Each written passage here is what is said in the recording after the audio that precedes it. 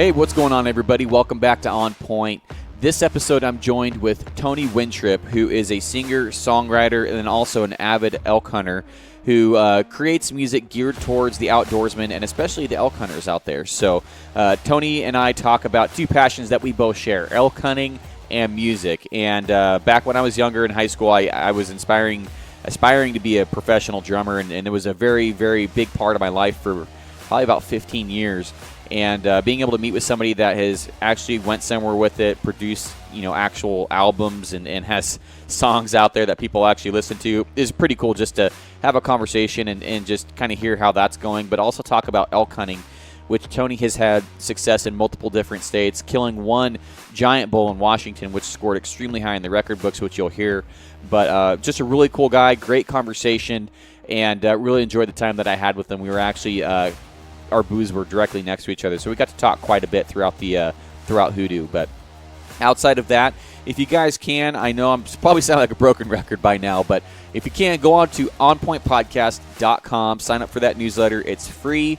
It's not going to be a bunch of spam, like one email a month max, and that would seriously help out the podcast. If there's one thing that you could do to help out the podcast the most, there's plenty of different ways. You could leave reviews, you could buy a hat, you could become a patron, you could sign up for the newsletter, whatever. You could keep listening to the podcast. Every download counts, but the biggest goal right now is to get as many people on that newsletter chain as we can, because eventually that will hopefully keep the podcast from becoming sponsored by anybody. Just having that email list will be valuable later down the road. So outside of that, want to say thank you to everybody that participated in the review giveaway. I think we got like 10 reviews in one night after I posted that we were like one away. So a lot of you took it upon yourselves to go on there and just get the challenge done of hitting 100. And Brian from Day 6 Arrows is hooking us up with 6 broadheads for one listener. And totally pumped about that, because I'm really jacked about these broadheads. Really looking forward to testing them out and seeing, if they test like I expect them to, they're going to be a really great broadhead. So without any further ado, Tony Wintrip. Music was a huge part of my life, and for probably 15, 16 years. And those guys at the parties, high school parties, where there's that one guy struggling to play guitar and he's kind of a douche, can't really sing very well. That was me. So it's got a soft spot in my heart, and I still have my drum set in my garage that I play like once a month. Do you really? Yeah, it deserves better than what it is, than what it's getting. But yeah, so it's nice to be able to talk to somebody that's actually done something in the music industry. Oh. And then hits home, with all of us that hunt and stuff. Yeah, yeah. So the genre, I think I was talking to you or somebody else about it the other day, but there's not a lot of people really going in after the, hunting outdoor world type of music and writing it. I just be on a mountain, hiking down, thinking about something someday, and think of the melody of a song in my head. And really, yeah, usually when I get either home or back to camp, I take my guitar to elk camp all the time, and it just starts flowing. So. I don't know what it is about when I go to bed and I lay my head down, but that's when I come up with the coolest riffs. Sure. Is that for you too? Like, totally. The brain juices get flowing, and I don't know how to play guitar, like really actually how to play. So I have these riffs in my head, and then back when I played, I had a guitarist who couldn't really play that well. And so I'd like try and mouth it like what the riff sounded like, and I don't think it ever worked out once, but it sounded cool in my head. So, I taught myself how to play acoustic, like just easy chords and stuff like that, and then sure. Power chords on an acoustic, So tell me a little bit about you and give yourself a little bit of an intro then, Tony. Yeah, so I live on the Washington coast, Pacific Northwest guy. I work construction for basically road maintenance construction for Lewis County Public Works. Love my job. It's a great job. Get vacation time and comp time, sick leave for staying home, and the others for hunting. But I got 2 kids of my own, and then my wife and a stepson, and we live down in Raymond now and nestled right in Roosevelt elk country. Perfect. And graduated from Aberdeen High School, which is on the coast as well, and got into college and played a little baseball in college and started writing songs when I was in college. And I had my first solo at one of our choir deals at the college. And from then on, I picked up a guitar and started writing and opened for Brian White. And randomly, I recorded some songs for my neighbor, and he was a garbage truck driver. Oh, really? And he had a cassette tape, and he was driving around listening to the cassette tape. And this fair promoter got in the dump truck or the garbage truck with him one day, and he was driving around with him trying to pick up a sub route. And he's like, "Hey, this is my neighbor. Listen to this, you know." And really? So here's these songs. I actually wrote a song called "Hunting, Fishing, Loving, and Living." Okay. And it was on that. And he's like, "Gosh, he sounds pretty good. Do you think he'd want to open for Brian White?" Well, this was in 99 or 2000, I think. Huh. Anyway, I had hardly any experience with live shows. I sang in like a wedding one time, and all of a sudden he calls me up and says, "You want to open for Brian White?" And I'm like, "Yeah, sure. I think I do." Yeah. And then I walked out in front of 2,500 people with my guitar. Really? And my 6 original songs. Actually, I had one cover song, 5 originals and that, and it was a humbling experience, you know, with a bunch of people cheering in a crowd of 2,500, and I get out and they want me to sign autographs. I'm like, I've never signed an autograph in my life. And anyway, that's how the story started. Really? That's pretty cool. Yeah. I think the biggest crowd I ever played for was 1,000, and I thought that was like, I'm big time, you know, and it was like a school talent show. Hey, those work too. But so when did you start playing, and how did you get into it? I started when I was 18. Basically, right out of high school, I watched the movie Pure Country with George Strait in it, and saw what he was doing, and I'm like, man, I want to do that. And so I started doing that, and my roommate used to tell me, he's like, "Geez, Tony," he says, "every time you had a breakup with your girlfriend, you'd sit at the top of the stairs plucking that guitar." Really? And he goes, "And I'm not going to lie, you were terrible." And just about 4 months ago, he went to one of our shows at the Lucky Eagle Casino up in Rochester, and it was a sellout show. And he brought up that story again. He goes, "Gosh, I'll never forget it, man." He goes, "You're doing good things now." And he said, "I never would have thought that you would have been a singer, songwriter, musician, you know." And that's cool. So it's fun. So so you do a genre kind of all in your own world. There's not really a lot of guys doing what you're doing with your music and stuff. And listening to you last night, there was a lot of elk hunting songs and living out in the country and country songs, but they were all centered around the outdoors and stuff pretty much. I mean, where did that come from? Where did that idea come from? Campfires. Really? I love campfires, playing around campfires, and I spent years as a kid on the Northwest, you know, in the Pacific Northwest, the Olympic Peninsula. My grandpa used to take us out there, and my dad, and we'd sit around a fire, and we'd count the satellites in the sky, and stare at the stars all night with our heads back. And so when I started writing songs, like there's a song called City Lights, it literally takes me to looking up at the stars at night, you know, and you can't see them when you live in town. Right. So when you get out in the country, it just reminds me of those places that my family took me when I was a little kid, and that's basically where my roots of writing songs, you know, came from. I'm like, I lived in the city playing college baseball, and I'm like, I need to get out of here, you know, and so that's kind of the direction it was going. That's pretty cool, man. Yeah. I know back when I was teaching myself I taught myself how to play drums and not near successfully on the guitar. I suck. But trying to, like, create songs and stuff like that. And then it's just so rewarding. Like, I remember sharing my songs with my buddies, and they're like, actually, that one doesn't suck. You know, I was like, thanks. Yeah. And there's a lot of actual – it's not just because I have a friend who wrote music professionally and sold a couple of his songs, and I forget which songs they were, but we've all heard them on the radio. That pretty successful. His name's Denny in Roseburg. Okay. And he was telling me, like, you know, how to actually write a song, and I'm like, am I just playing random stuff, and then I bridge and chorus and stuff like that? But he's like, yeah, but putting together a song and then choosing the choruses. I'm like, or choosing the chords and stuff. He's like, there's a lot more to it. And I'm like, okay.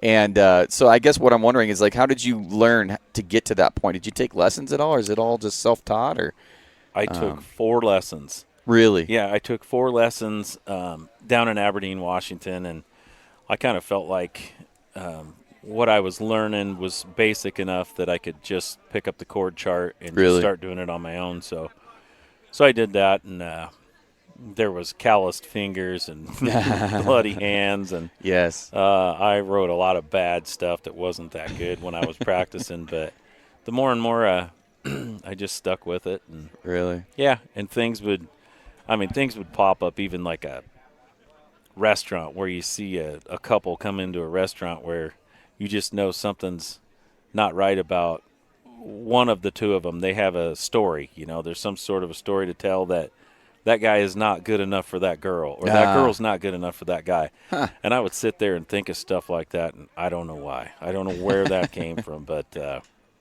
I had a song called Sit Down and Talk a While, and it's on one of my albums, and it's basically telling the story of this farm girl that earned all of her own money on her own, and she didn't need to be pampered by some guy. So it starts out with that she could basically buy her own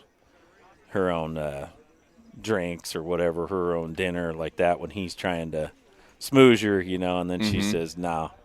She says, you're not going to smooze me, basically, until I know your story, Yeah. I want to know your background. I want to know who you are and what you drive, I don't know. Weird things come through your mind when you're a songwriter.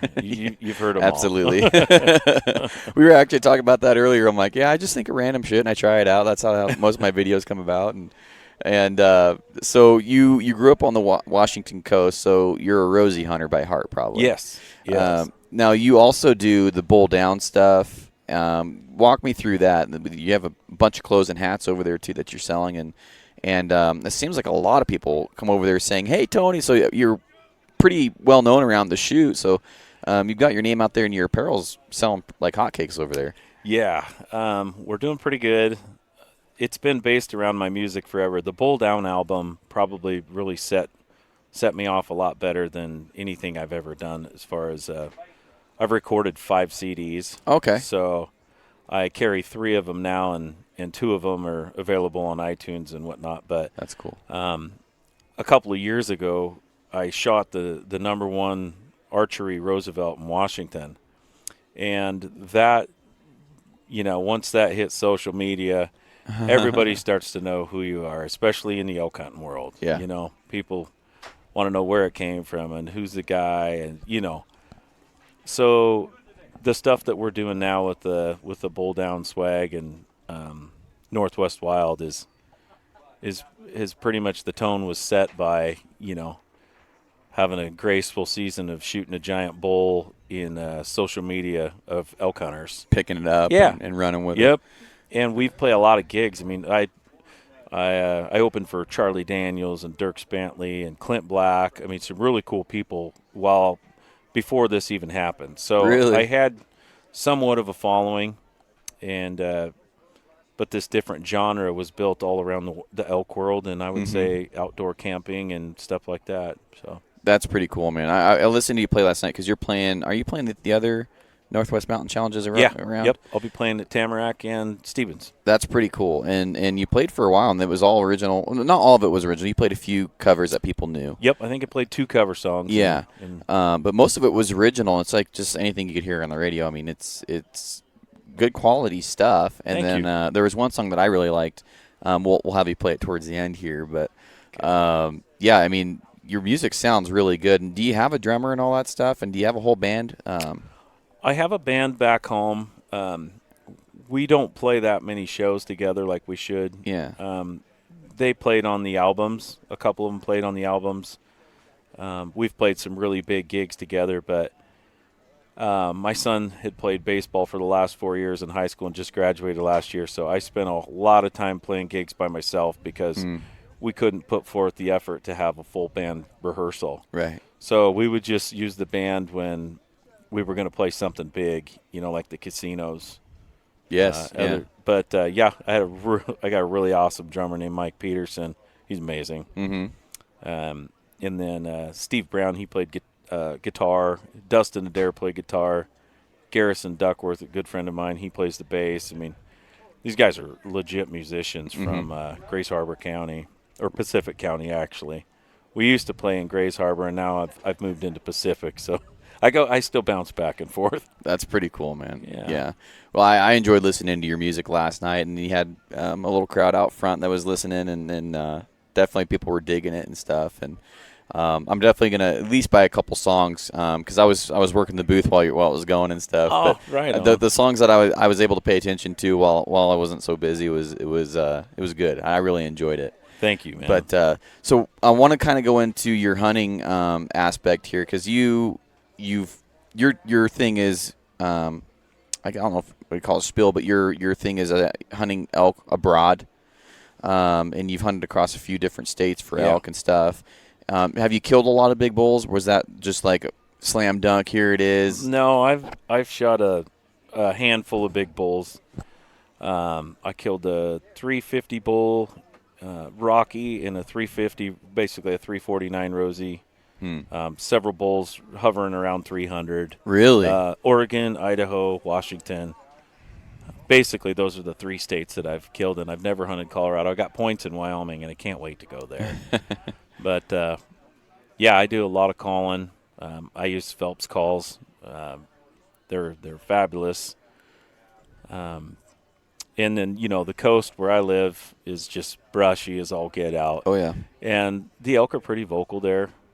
And it's just hard getting a shot sometimes. But when you do get a shot, it's often under 20. Yeah. So I've shot several let's see. I shot one at 7 yards one time, shot another one at 8, and then I shot one at 16, and, so I've shot a few under 20. But what are you shooting for a setup? Hoyt Maxus 35, it's my favorite. There you go. I can't let it go. You go. I used to trade up every year, and I actually got a song called Bull Down, and it talks about my Hoyt Maxus. Really? I just can't let it go. So, and I shoot Maxima 340s with Muzzy 125s. The Trocars? No, I just shoot the straight original Muzzy 125. Really? Yep. That's awesome. I've shot them since I started, and I just can't seem to change. I mean, they work every year for me. Yeah. So I've killed quite a few deer with the Muzzy with the green Muzzies. Really? Just the green. I've killed a lot of them. Yeah. Wow. And then I've just never had a problem with them. Granted they're trash after you're done with them, but I've never lost a deer with a green Muzzy, and it's just like the 6 for 36 packs, Yeah, there you go. Yeah, and that's just what I could afford back when I started hunting. But there's nothing wrong. I mean, guys like make fun of Muzzies. There's nothing wrong with Muzzies. They're not the best broadhead out there, but I mean, you could say that about anything. Yeah. But that's funny. You're using a Maxus with 340 axis and Muzzies because that's pretty much what I was using. Well, it's a 340 Maxima. Maxima Reds. Oh, Maxima Reds. Oh, okay. I thought you said I used to shoot the Axis, and then I went to the Maxima Reds, and they're tough, man. They're super tough arrows. I really like them. That's perfect. So. Yeah. No, yeah. I love seeing somebody shoot an older setup anymore. It's just like since I started doing this budget bow build, it's like all the guys that have the older bows, they're now proud to have an older bow that listen to the podcast and stuff. And, it doesn't make them feel, I don't know, you walk around, and there's a lot of new bows. Yes. And then sometimes I guess I'm not going to say inferiority complex or anything, but you can still get it done with a budget bow or a 5-year-old bow, a 10-year-old bow, a 20-year-old bow. One of the best elk hunters I know consistently kills bulls. He was using like a Matthews, I don't even know what it was. It was sounded like a 22 going off. Wow. But he just switched last year and finally bought a new bow, but he'd been using it for I don't know how many years.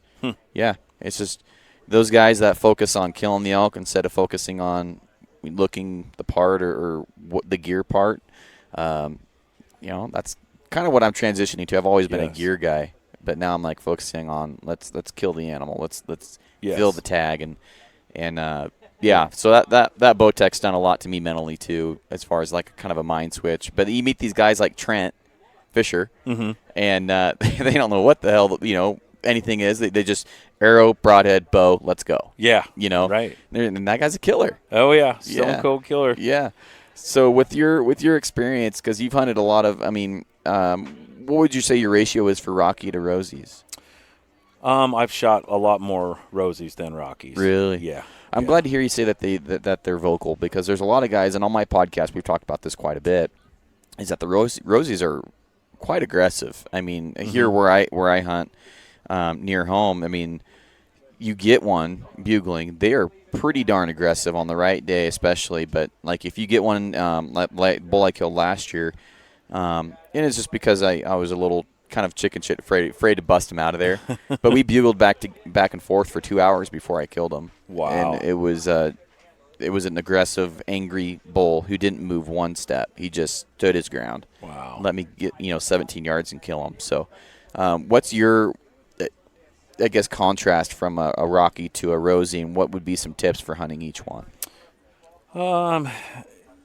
Well, I like to try and get up on a big vantage point, like a lot of people do, for locating them. The coast, like I say, it's a brush hole, so you could get a bull to answer in a big canyon that's in a reprod, and you basically just got to leave it because there's no way you're going to get to it. When they go to bed, but they'll still bugle and let you know where they're at. Yeah. It's still a waiting game. You got to try and figure out where they're going to go feed next. But if you sat on the same perch hunting a Rocky Mountain elk, typically the terrain in the mountains or anywhere where the Rockies live is not near as brushy, so you can figure out some sort of a scheme to put a stalk to at least get close enough to try and call it in or sneak up on it.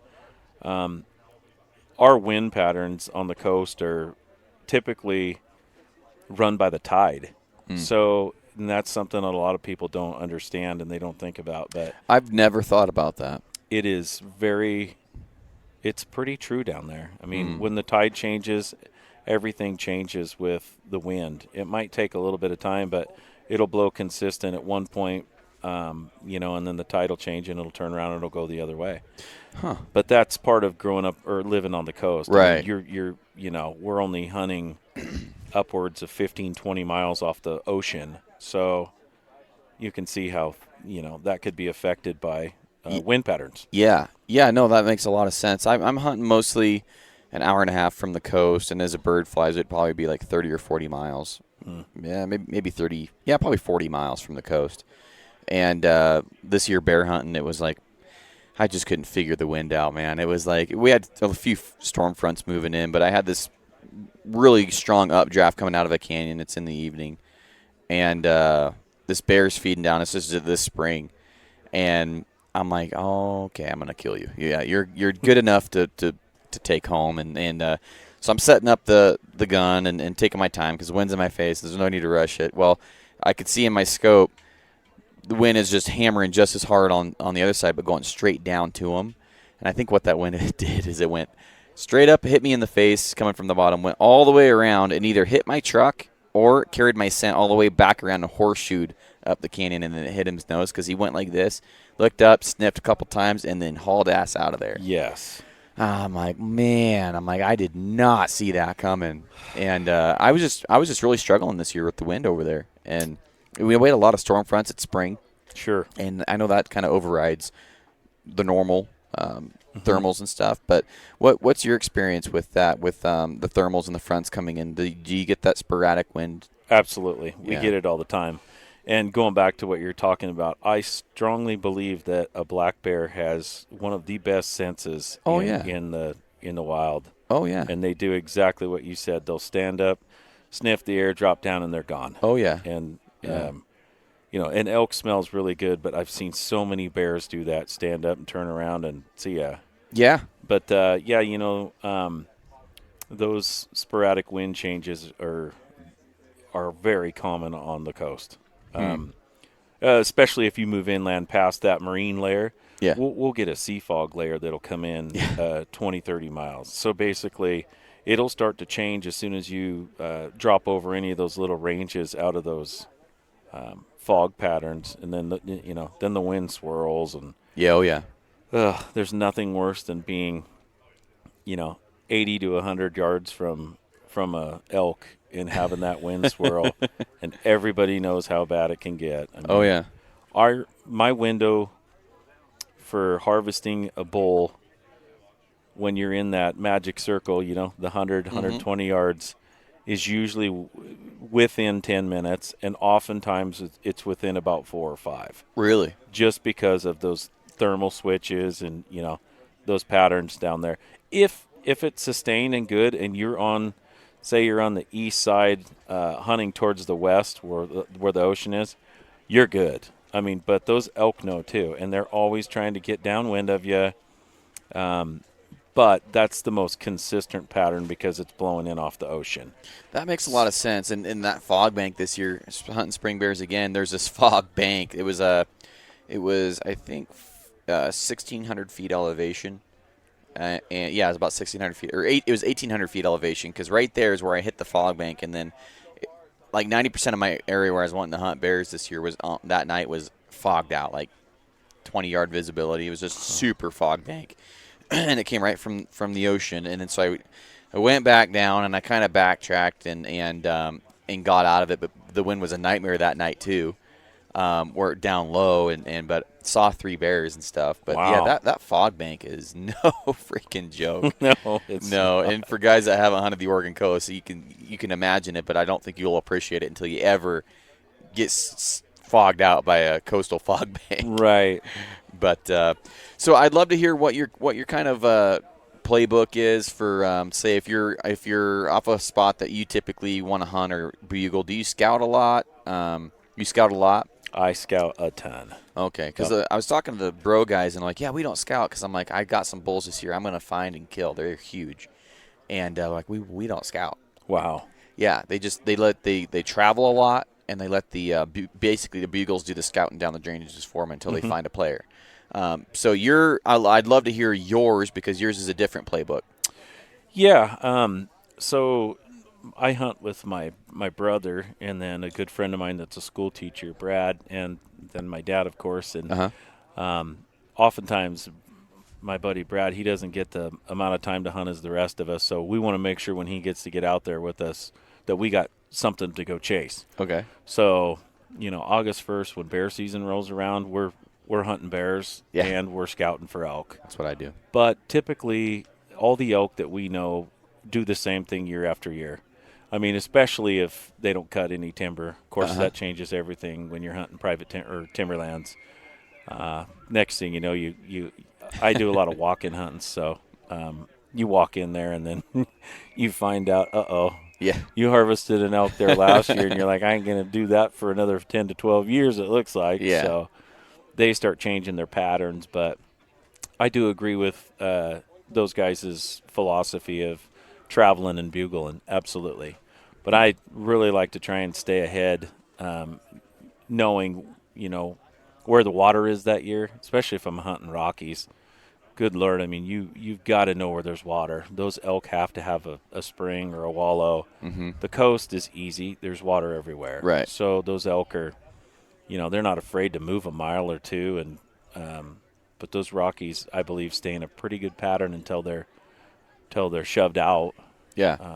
But, yeah, I definitely think scouting is probably number one for me, and then shooting is number 2. And I don't know if that's the right order. I probably should shoot more, but I want to be in the brush. Not to mention the solitude is great when you work all week and you jump out in the woods and there's no one out there and you're on foot for 7 or 8 miles, and life's good.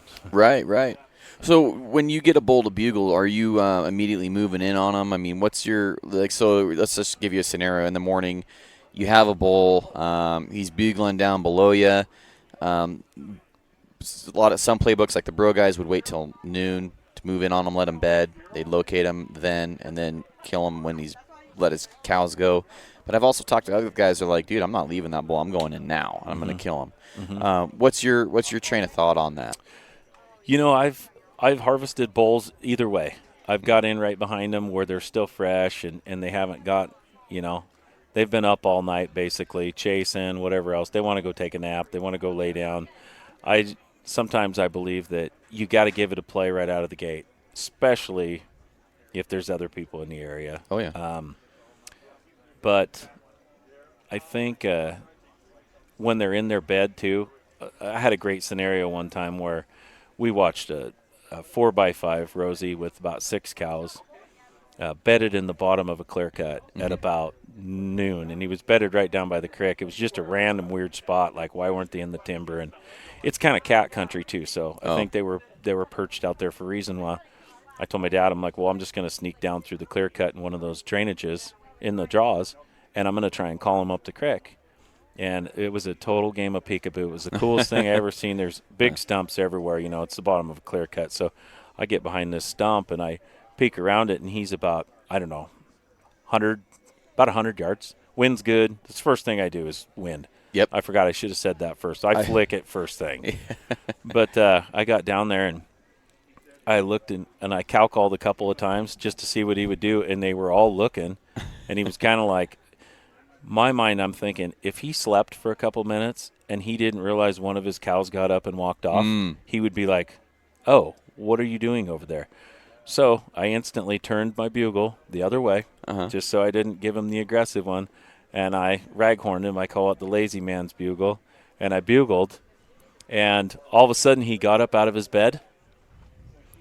He gets up out of his bed, and he comes walking right up the creek, 22 yards, smoked. Done deal. Really? It was the coolest thing in the world. And I think I led into it right with that cow call first. I think if I would have went down there and bugled, I would have potentially intimidated him where he went, well, I've just got done sleeping, and this and that. I think I made him feel like his cow walked up there and then another bull snuck in. It was the perfect storm. I mean, that bugle behind that cow call, 50, 60 seconds later was – I mean, he got right up out of his bed and came right to me. Interesting. Yeah, great. It's always fun to hear different guys that especially kill quality animals, but consistently kill elk. What the differences are in strategies and stuff like that. And I used to get disappointed when they would spook out. It's quite often when I get in on a herd and then just blow everything out of there before I really knew what I was doing. But now anymore, if that happens, I know that it's not over. Like, for example, like you have a good scenario like what you had there. You get between him and his cows or something, and they're blowing out of there. He doesn't know what's going on maybe yet. And you bugle, maybe he'll, a lot of times that's like maybe the bull's trying to take the cows from him. You can always kind of create some sort of scenario to try and create it towards your advantage and stuff. And like you created that own kind of scenario. Sometimes it's just being a little creative. It is. Yep, my whole theory behind it is called Just Elk It, and it's one of my songs. It's one of my better songs, actually, and it's based behind that because oftentimes, I mean, if you really want to kill an elk, and it doesn't want to come in, but you got a chance of sneaking up and shooting it, we're going to do it, right? Right. So my philosophy is get the wind right. If things don't work out and he's froze up and he ain't going to do anything, my option is Just Elk It. And my Just Elk It means I'm going to use every trick in the books I got right now to go kill that bull. And that is I'm going to get behind a tree and walk behind a tree out of his line of sight for 70, 80 yards, whatever it is, to try and get close. I'm going to run like crazy without an arrow knocked in my quiver just to try and cut some ground. And then when I stop, I'm going to just bugle really quick to try and think that somebody just ran into the bunch. Anything to try and freeze him up for a shot or to confuse him. I'm doing it. I mean, if you want to kill one that bad, that's what you got to do. You got to improvise at times. I mean, nothing's perfect when you're elk hunting. Well, sometimes it lands right in your lap. Yeah. Well, it's like that one. It's like sometimes you just have to elk. Like I was screaming at that bull, screaming at him, and I'd been in that position before, and he was at a little bit higher than I was elevation-wise, and he was in some really thick reprod. And I'm like, I've been here before. He's just going to bugle at me till dark. Especially if he has a cow, why would he leave? Right. And so, it was about 7:15, and I started working my way into him. And then I think I actually arrowed him right at like 7:30, 7:32, or something like that. But he thought I was a bull coming in. I bugled my way in. It was so thick that he couldn't see me or I couldn't see him until 17 yards. And then so I think a lot of opportunities are lost, and I've been coming to this conclusion more and more listening to people talk, is that being over-aggressive is probably better than being under-aggressive. I think for me personally, I know my experience, and from coming for a guy that's failed a lot at elk hunting, most of my opportunities were squandered because I wasn't aggressive enough. I was too afraid of blowing them out. Sure. So, I mean, how long until you really started finding your stride? Did you grow up elk hunting, or did you have to kind of learn it on your own? I did. I grew up, but it was back then. It was you could shoot spikes, and now it's 3-pointer better in Washington. But I didn't start archery hunting until 1999, I think it was. And I think I've shot a bull every year since, maybe but one. Holy smokes! And then, so that's really successful. Yeah, a couple. I had seen it somewhere right there, but I've shot a couple in different states, and last year I ended up killing 2, which was cool. Getting 2 in the same year, but different states. That's pretty cool. Fun. Yeah. But I can't preach enough about sounding way smaller than the bull you're trying to talk to. Really? I think a lot of people intimidate them too much when, they're not accustomed to that sound. Elk talk to each other all the time. We don't get to hear half of what goes on in the nighttime when they're running, chasing cows, bugling all night long. They know those sounds. They really do.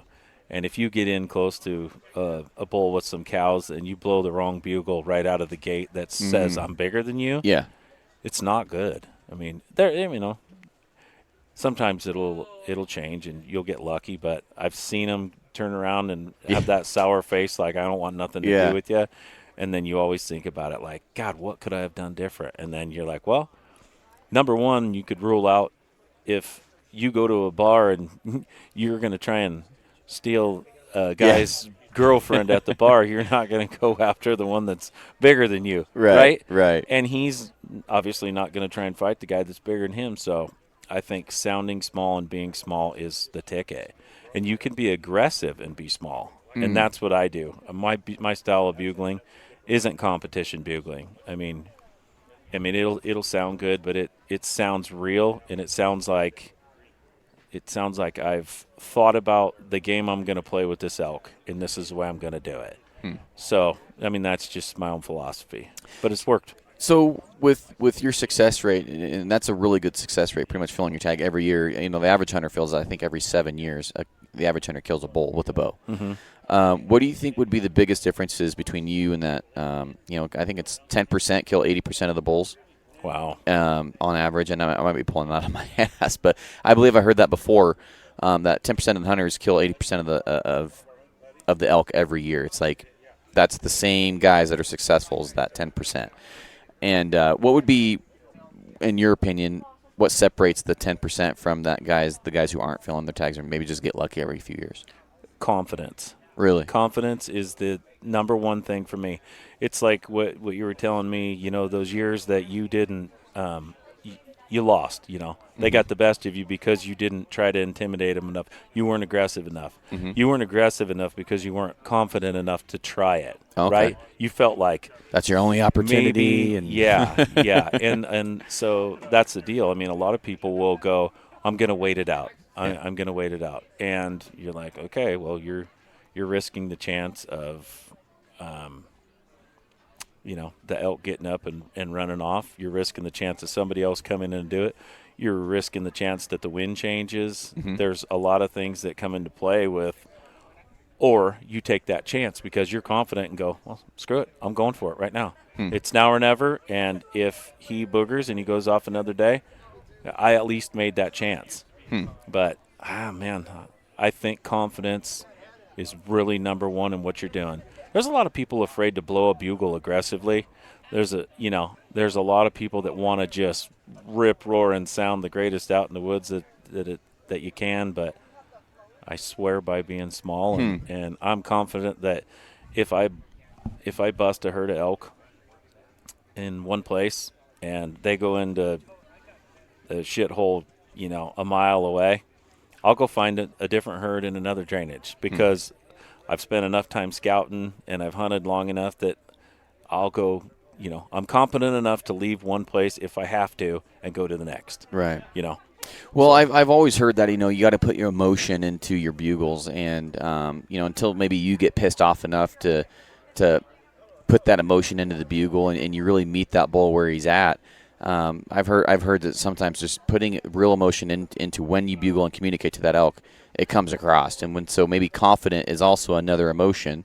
If you're confident and you're just doing what you think is the absolute right thing, that might be something to that you're throwing that absolute emotion and confidence, and that bull probably can feel it. I mean, it's I know it's probably getting a little out there, but you can tell when a dog's pissed. He's snarling at you, Yeah. I mean, you can tell. So animals can communicate even though they're not the same species. You can tell what something's doing. Deer is blowing at you. That's not a good thing. So right. There's no reason why a human couldn't put his emotion into that bugle and communicate to that elk what he's feeling. Mm-hmm. And I believe that 100%, whether that's confidence or you're kind of just chicken shit bugling at him and he's like, I hope this works. Who knows? Right. And I think there's probably something to that. Mm-hmm. So the hang up is a tough one. Everybody's had the hang up. You get a bull bugling and he's not moving anywhere. He's just bugling back at you. Mm-hmm. It's like he's a turkey roosted with a bunch of hands. He just struts back and forth gobbling, Yeah. So the move that's when you need to decide right there what you're going to do. I mean, and if they're above you, you've got to completely back out and get side hill with them or get above them. Yep. Because if you try to call elk downhill, it's a disaster. I've heard that from They're always looking. Yep. Where are you? Yeah, the guy that originally was mentoring me when I was learning how to elk. He's like, one thing I've learned is calling elk downhill is really hard. It is. And he's like, I'm not gonna pretend like I know why, but he's like, don't even. He's like, I'm not gonna say try. He's like, just keep that in mind. Yep. He's like, I've killed a lot of bulls, and I think maybe only one or two came downhill. Yes. Yeah. It's a fact. He's totally right. Yeah. But if you get that side hill with them, or at least half the distance where they got to come in an angle, they'll do it. But I think what it is, and I'm a theory guy. I throw theories out there all the time, and sometimes they stick. Is you got to get on that same level. Until you're on that same level, you're not as much of a threat. Absolutely. And because he's got the high ground. It's like military. He's got the high ground. He's got the advantage. Come get it from me. Yep. And especially on a Rosie, because those things, they do hold their ground. Oh yes. Yeah. With switching gears here, with your Rosie tactics, what changes for a Rocky tactic as far as that? Do you change any of your game plans or anything like that? No, not really. I don't think there's anything. I've hunted Rosies a lot longer than Rockies, but I've actually had great success with Rockies and calling them in. Mm-hmm. And I feel like I can be more aggressive with a Rocky because, well, number one, their horns are just bigger. Everything about them just, their bodies aren't, but everything about them just seems like, you can just let it rip when you're chasing them. Yeah. That's what I've done anyway. But, I don't think there's much that I change. I mean, I don't know the thermals very good in the mountains compared to what I know in the coast and the drainages out there. Which is funny because I think the thermals in the coast are harder to figure out. Really? Yeah. Yeah. Like over on the coast, I'm like, it should be doing this, but it's not. Like, why is it not doing this? And then you bring up things like the tide. I'm like, oh, well, maybe that was it.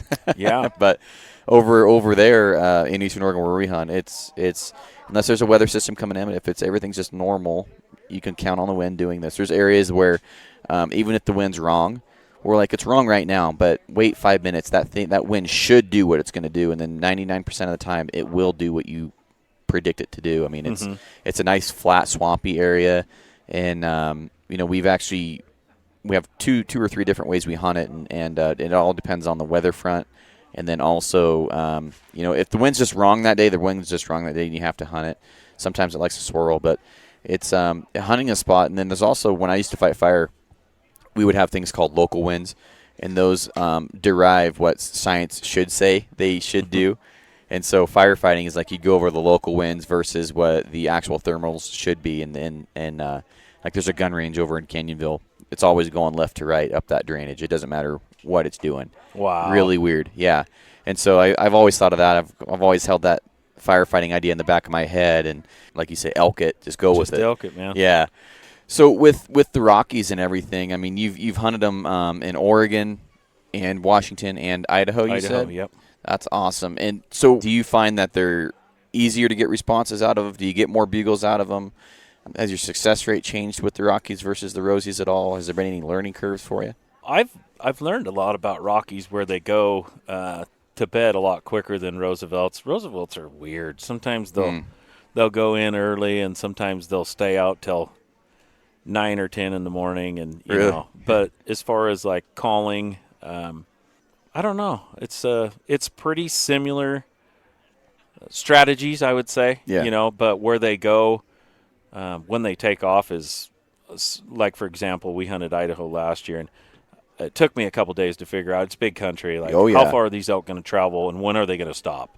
Because if you push them out, that's just it. I'm like, I don't know where they're going to go. Roosevelt's are pretty easy in my mind, or predictable where they're going to go, and it's going to be a shithole, right? Yeah. Right. So Rockies, you know, they can hang up in these little teeny patches like this, but they run 2 or 3 drainages over, and you don't know, you know, if there's a timber patch there, or if it's just another open hillside. I guess that's stuff that I don't really – it takes me a couple days to get to an area and figure out exactly what's what.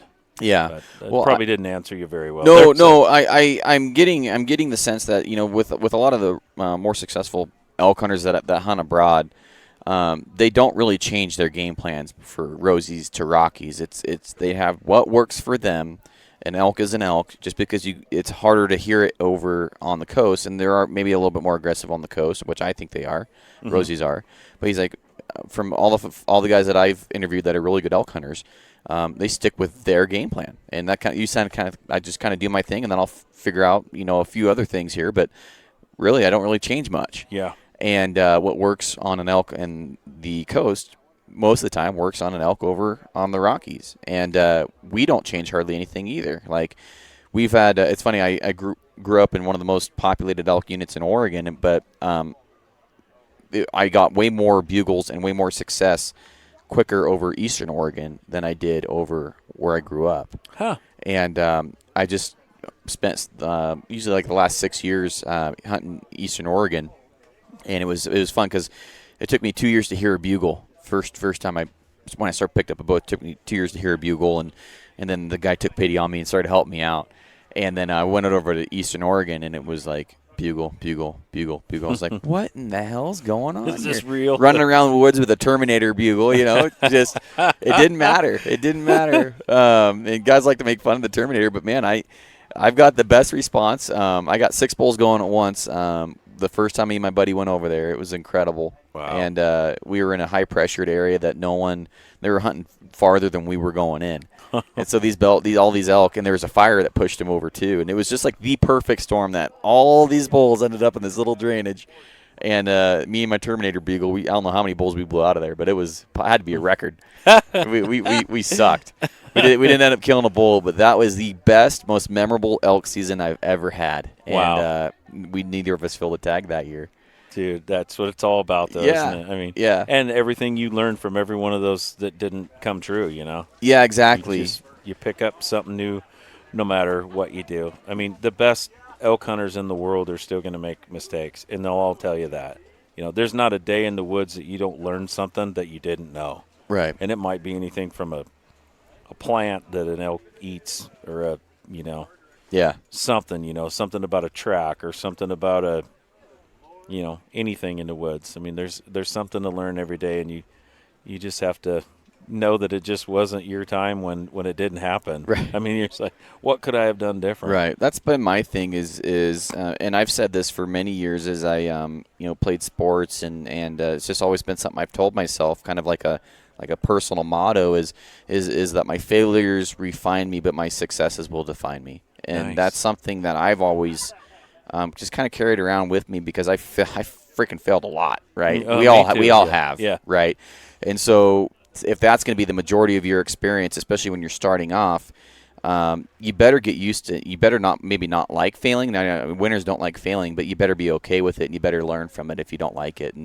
And I've always been that thing where if I'm going to fail until I succeed, and be persistent. And I'm not the best hunter out there, but I'm probably one of the more persistent ones, and I'll get it done through sheer hard work. That's right. And then sometimes luck. Hey, no falls, no balls. Yeah, I've never heard line that. Ever, man. That's awesome. You got to just not be afraid to fail. I mean, yeah. You have to put that in the farthest place away from your mind as possible, and not think, God, I hope this doesn't happen. Gosh, I hope that doesn't. God, I don't want to do. You just gotta just elk it, man. Yeah, you just gotta go for it, right?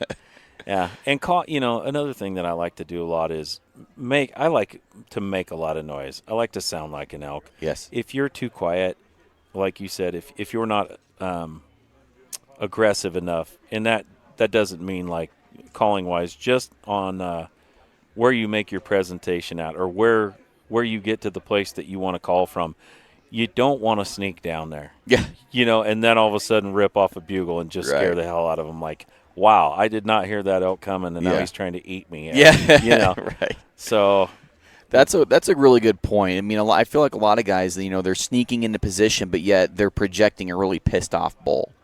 And that doesn't really gel. Like, you sound like a mouse going through the woods, but yet you're this really pissed off bull that wants to kick your ass, and I'm rushing in on you. How does that make sense? Right. And we've done all those mistakes, and I can say, I have done that. I've done this, and through those 8 years or 7 years of failure, you learn a shit ton. I used to joke with the Burrow guys, and I still think it's true. I'm the most confident, unsuccessful elk hunter out there, and I know I'm going to get it done, but I never do, kind of thing. Yeah. But and if you go on to Elk Addicts, I don't know if you're on the Elk Addicts. Yeah. You got guys that like, how long did it take you to kill your first bull? And some guys are like, still trying. I'm on 14 years. I'm still trying. I've been doing it, a couple of years. Or there's this guy that kills this bomber bull his first year. It's like I semi-hate you right now, but it's just everybody has their own journey. You have to be okay with yours. And at the same time, podcasts led into many opportunities. And I would say podcasts actually led into me killing my first bull with a bow. I mean, wow, podcasts have been absolutely integral. Mm-hmm. Like the early gritty with Phelps. I was talking to Phelps about that. Like the early gritty episodes with Phelps and Corey Jacobson and Corey Miller and stuff like that. Mm-hmm. I learned so much. And talking to guys like you, hopefully, this can be that. These kind of episodes can be that for somebody else that's trying to find success, Yes. So I kind of want to get back on to the music here, and then we'll wrap this thing up. But so you said you've come out with a few albums now. Mm-hmm. And then do you usually have a single per album that you tout as like, this is going to be my hit? Yeah. Yep, pretty much. So was Born and Raised a single for you? I haven't recorded that one yet. Oh, you haven't? That's going to be on the recent recording. Okay. And I talked with Trent about it last night, and he seemed pretty excited about it. So I'm going to record it, give him a hard copy, and see whatever they want to do with it. But the new album's going to have 11 songs on it, and I just got started on it, and they usually take a few months. But the last ones I've done, one of them was Bull Down. That was that album and that title. And then Northwest Wild was the recent one I did, and most of the songs are, the Pacific Northwest type stuff. Mm-hmm. But so I guess I would tout the title as, the staple songs on the albums. Yes. So, yeah. But yeah, Born and Raised will be on the new album. Yeah. So that was one that I really gravitated towards, and I personally love that song, just listening to it and lyrics and everything. And I feel like sometimes there's these mainstream guys out there. It's kind of funny, we said hunting, fishing, and what was it? Hunting, fishing, loving, and living. Loving and living is what I wrote in 1999. Yeah. And Luke Bryan's yes song. To say. Did that piss you off at all? Yeah, a lot. Yeah, I was like, man, because I listened to that song, and the lyrics are like, yeah, I'm into that, but I don't really feel like you. Maybe he does. Maybe he's the coolest hunter in the world, but I feel like some of these guys aren't. I kind of like identified with your song. Like, I related to it, mm-hmm. and I just didn't get that with the Luke Bryan song at all. I'm like, loving, living, or whatever, hunting, fishing, loving every day. I'm like, yeah, that's kind of clicky, man. I don't know. I didn't really buy it. Yeah, I mean, I don't know. There's great songwriters in Nashville. There's great songwriters all over. There really is, but there's something about when I write a song that I just throw it out there exactly how I feel it, not because somebody told me how I should write it. Yeah. I mean, and that's part of a lot of the Nashville songwriters are they're co-writers where somebody will say, I got a better idea, you should do this, or I got a better idea and you should do that. That's cool. It works for them. But for me, I don't want it to be changed, my music to be changed for something that somebody else thinks that I should do. Right. You know, and it's just because then it doesn't make it original anymore. Yeah. You know? Yes. My originality is who I am, you know. Right. I love to hunt elk and spend time with my family and fish and, you know, drink beer with my old dad around a campfire and talk about old stories and, you know, Vietnam stories and my grandpa's World War II stories. And, I mean, that is just a real, I think, is just a real originality to write about.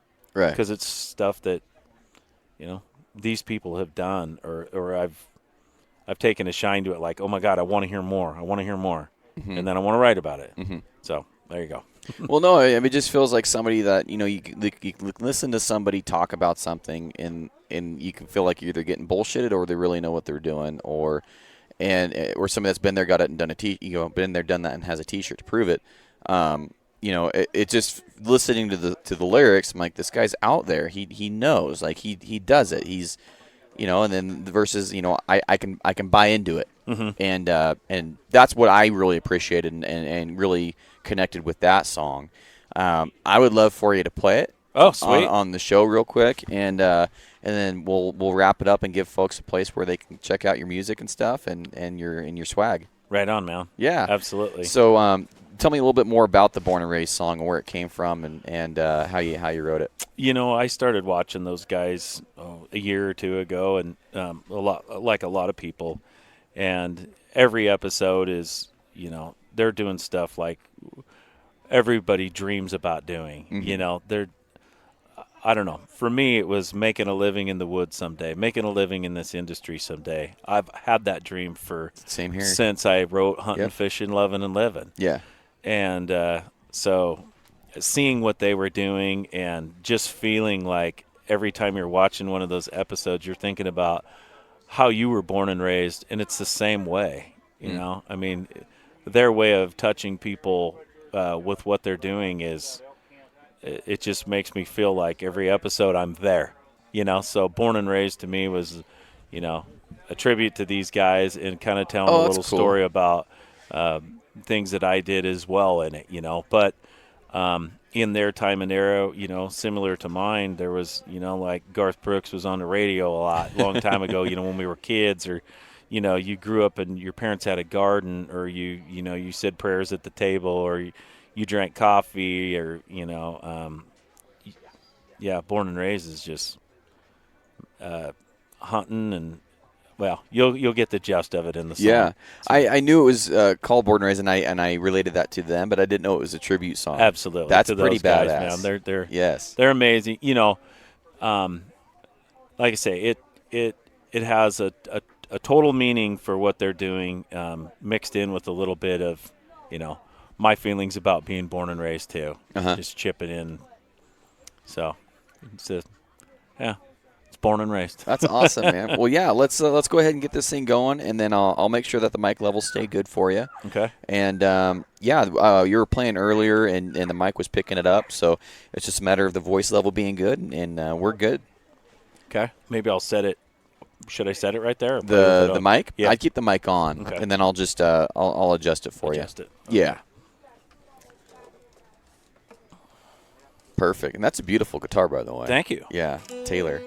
I know enough about guitars to know when I see a good one. Let alone I cannot play it, though.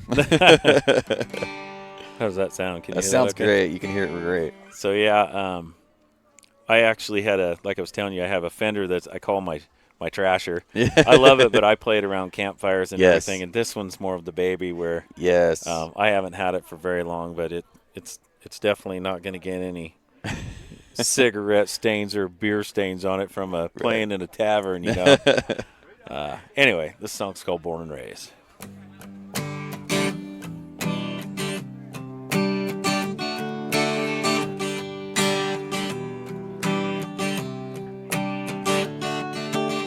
I grew up in a little town, hell on wheels with the hammer down. I only had a couple of things in mind. Started out chasing girls and chasing bucks, bugling bulls and mallard ducks. an occasional rainbow from the lake.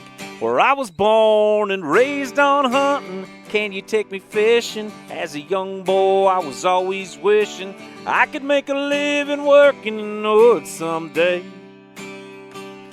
Born and raised in a garden, taters and corn, praying at the table, coffee in the morning, thanking the good Lord for who I am today. How I was born and raised, born and raised. Now I remember making mistakes, Grandpa's favorite line, for goodness sake. And I recall the first buck knife that I owned. My first pickup hauling ass, had to get my first job paying for gas. And all I heard was Garth on the radio. Where I was born and raised on hunting, can you take me fishing? As a young boy, I was always wishing I could make a living working in the woods someday. Born and raised in a garden, taters and corn, praying at the table, coffee in the morning, thanking the good Lord for who I am today. I was born and raised, born and raised,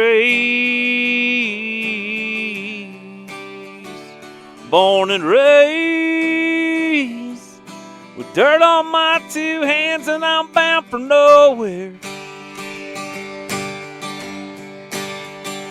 Born and raised,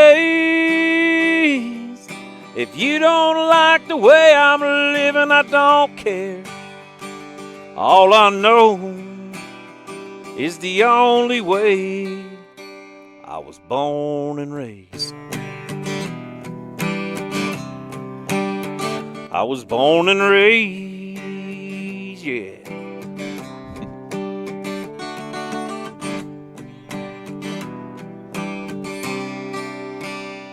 Born and raised.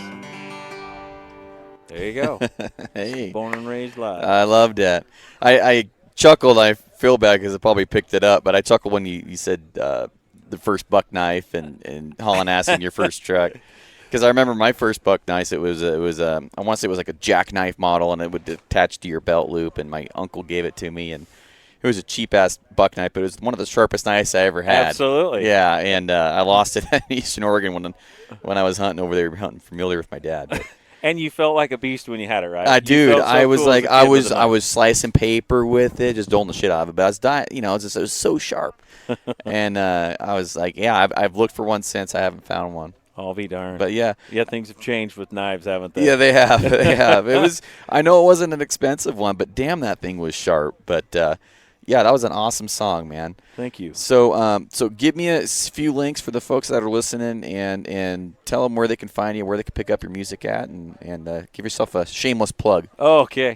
So Instagram, my handle is @elksinger. You can find me on there. My website is bulldownproductions.com. Mm-hmm. We have all of our swag on site there: hats, shirts, CDs. We've got a calendar that we don't update as much as we should, but I'm pretty lazy about putting gigs on there until like 2 or 3 days before. Really? Yeah, but I'm going to get better at it. But, so there's that. And then Facebook is Tony Wintrip Music. Cool. I have a music site on there where you can see my upcoming shows there as well. Awesome. But, yeah, it's a fun passion. Yeah. Right? You can't hide it. You got to let it all go out when you're trying to, figure out what you want to do for the rest of your life and how you want to be involved in the outdoor world. And I feel like my music's the direction that could take me down that elk hunting road with everybody else and provide entertainment for them, and right. That's where I'm going with it. Perfect. Well, you found yourself a niche, and I think that people relate. So, if elk hunting was easy, I don't think it would mean anything. And you found something that you're good at, that takes a lot of hard work, and things that are hard, I think that people participate in there's more of a struggle. When there's more of a struggle, there's more emotion and there's more of a connection. And I think that's what you bring. You bring that emotional connection to your song because elk hunting's hard. It's a struggle, and you're singing about it, and so people can really relate to that. It's fun. It's a fun way to get it out there. Oh hell yeah! Oh hell yeah! So, all right, Tony. Well, hey, I appreciate you coming on the show, man, and let me pick your brain and talk to you about elk hunting and your music. I had a great time and really appreciate that song, and I will be downloading that one for sure. Right on. I absolutely had a blast with you. I wish you the best with this. And awesome, man. I'm gonna share the heck out of this stuff. You're a standout dude, and thanks. I couldn't imagine having a booth next to somebody else, man. Right. This has been fun. Yeah, Traegering and sharing each other's food and swapping swag. And, You've been great to me, Garrett. I appreciate it. Awesome. Likewise, man. Well, you have a good rest of the one, and I'll be listening to your music in the future, man. All right. Thank you, brother. See ya. All right, everyone, that's this episode of the podcast. Thanks, Tony, for coming on the show, and thank you, everybody, for listening. If you can, be sure to go check out his stuff down below in the show notes or links to everything he's got, and just click on the links, and you can buy a shirt, hat. He's got some cool swag, and you can buy his music with these links below as well. Just support a really cool dude. Outside of that, appreciate everybody listening. If you can, do one of the many, many different methods I talked about in the intro where you can support the show. Review, Patreon. It's www.patreon.com/onpointpodcast or onpointpodcast.com, or you can go on iTunes, leave a review, or just don't do any of them and just keep listening to the show because every download counts, and I appreciate it. So outside of that, thanks for listening to the show, everybody. I'll see you on the next one. Bye.